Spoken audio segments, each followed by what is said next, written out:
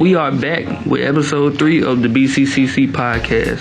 I'm your host, Charlie Moore, and today we have a special episode with Ms. Alex Shreve, the Accessibility Services Coordinator here at BCCC. We will jump right into the interview, but first we'll have a minute for our announcements coming up for the week.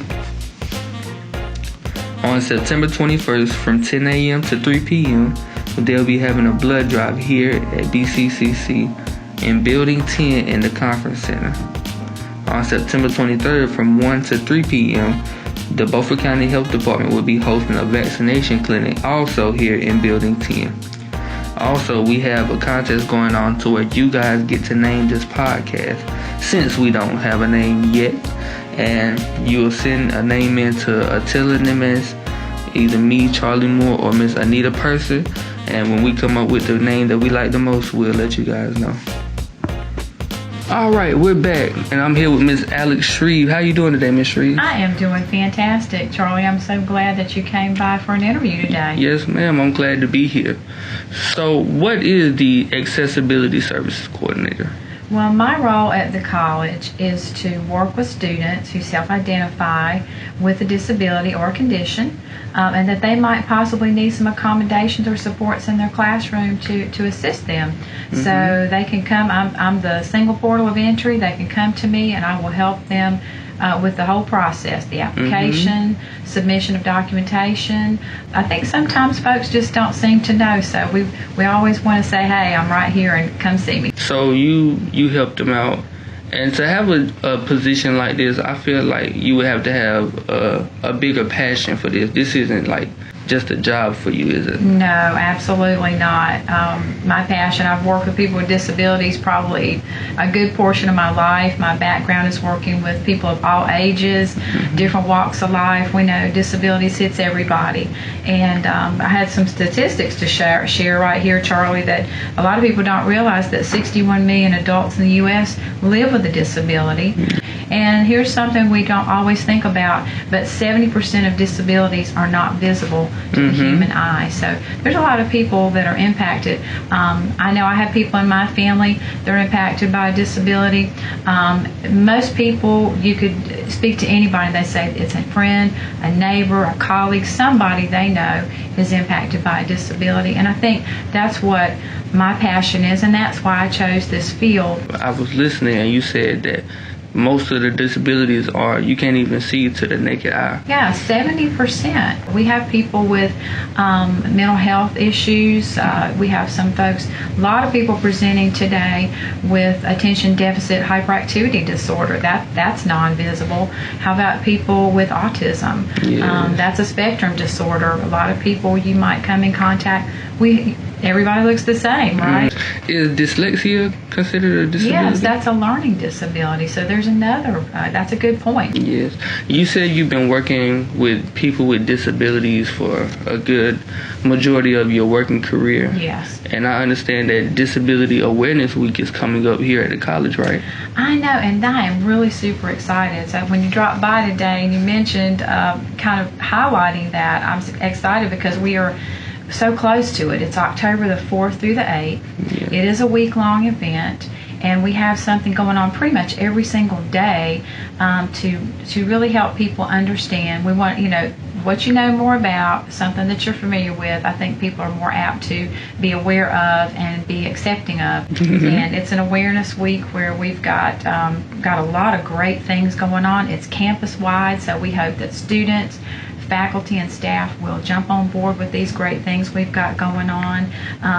So yeah, I'm so happy to share today. Yes, I was speaking in the last interview I did with Mrs. Purser, and I was telling her that I was very excited that disabilities were being shined in the school and on campus because, people have family members with disabilities, but to the normal kids out there, they don't know, what people go through and what families go through, time spent in emergency rooms and hospitals. They don't. So I think it's a great opportunity. We've got, let me know when you want me to share the different things we've got going on that week. Yes, please let us know what we have going on. Okay, well, to get started, we will have a week-long activity of Chalk the Walks. Now, this is fun for everybody. Who does not like to get some chalk out and do some artwork? So people can choose a disability-related message. Now, our theme is focus on the ability, right? So choose a disability-related message that promotes a positive culture of inclusion and accessibility for people with disabilities. Then take that message and find your square of concrete and create your chalk creation. We're going to give you the chalk. The students will have an information sheet they can pick up. We want them to take a picture of it, and that photo will come to me so I can keep all of those together. And there's going to be prizes for the selected artwork. We're going to have, I think the students will get a chance to vote, so we'll have a prize for that one. Then we're going to have a president's selection, and then for the staff and faculty, we're going to allow, I think, the students to select the prize winner out of that group. And what else do we have going on? Okay, so how cool is your school?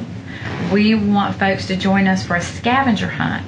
And the scavenger hunt will be an activity where they will locate, through a clue list, they'll locate accessibility supports and resources on campus here at Beaufort County Community College. And everybody's going to get a goodie gift. If you complete the scavenger hunt, you're going to get a goodie bag, okay? So that's an incentive to participate. Yeah. I think it's just going to help people realize there's things on campus, resources and accessibility supports to say, you know, I didn't even know that was here. So that's Wednesday and Thursday, 7th and 8th. We're really excited about the Resource and Information Fair on Thursday, October the 7th, from 11 to 2 in Building 10.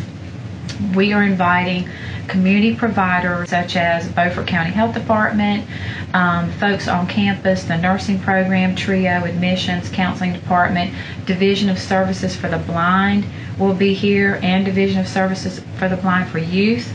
Integrated family services. You know, we want to look at that behavioral health aspect. We know a lot of people have been impacted by COVID-19. It's really impacted people's, just not being out and part of things now has impacted their mental health. Let's see, vocational rehabilitation is a great partner. NC Works, Trillium Health Resources, BATS, Beaufort Area Transit.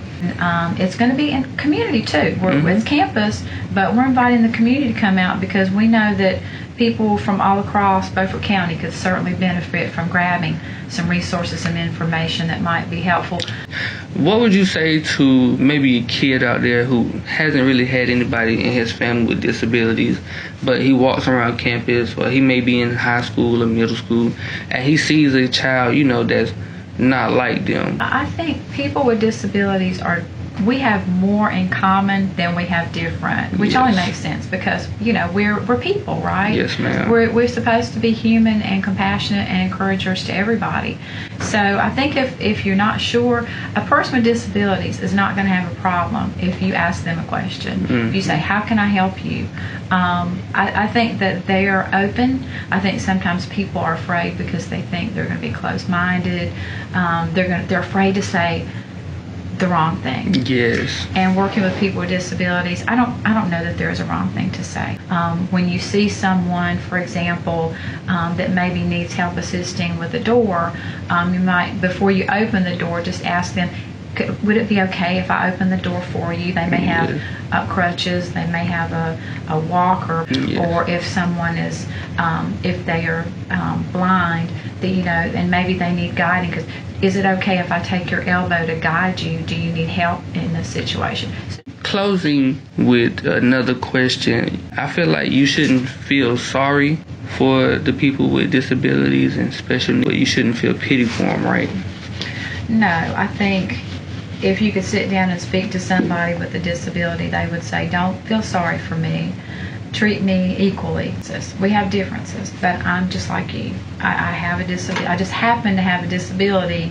That's what a person may be thinking. Yes. I think that's how my sister felt because she had seizure disorder. Really? She had, it was brain tumor, but she had seizure disorder.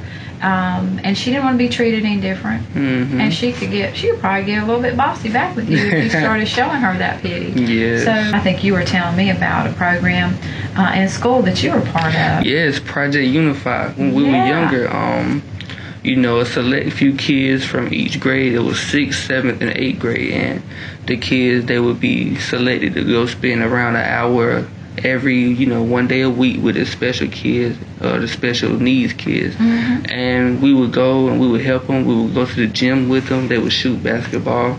And when the time came around, we would actually go out there with them with the Special Olympics. Yeah. And I think it was good for the younger people in the school to know how to treat people with special needs and how to interact with them. I think it was a great program. I agree. I know where I used to work, we had a volunteer program, Mm-hmm. and we had middle schoolers. We had I think they had to be a certain age to volunteer in the group homes, but they were, I think it opened doors and it removed barriers, and they became such good friends with these folks. Well, Ms. Shreve, I have thoroughly enjoyed this interview. I have too. I must share one more thing though. The one other part about Focus on Ability with our Disability Awareness Week is there's going to be some informational YouTubes and TED Talks posted on BCCC social media page. That's going to be part of what we do all week long. So I hope people kind of check out monitors and other things that we should have on social media so people can see a little bit more about attention deficit, hyperactivity disorder, autism, other things that people might want a little more education and resources on where to get help if they need it. Yes, ma'am. And that's going to be going down on the week of October 4th through October 8th? That is correct. Yes, ma'am. So October 4th through October 8th is Disability Awareness Week. I'd like to thank Miss Alex Shreve for sitting down with me. Thank you, Charlie. I appreciate it. It's been a pleasure. Yes, ma'am. And we out. Thank y'all. Episode 3 is now in the books. I'd like to thank Miss Alex Shreve one more time for giving me a great interview. I'm Charlie Moore, and we'll see y'all next time on the podcast. Peace.